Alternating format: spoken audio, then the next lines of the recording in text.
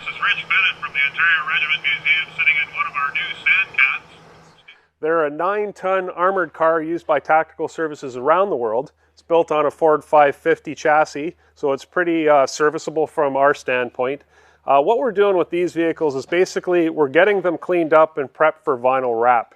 Now you can see that we've already taken some of the fender material off because we need to address some of the rust issues on the fenders and the body. But at the end of the day, the bodies are all going to be cleaned up, and then we're going to have them wrapped in vinyl wrap. Now we've got 3 vehicles. One vehicle is going to be in Cadpat green, another vehicle is going to be in Cadpat beige and brown, and the third one is going to be tactical black.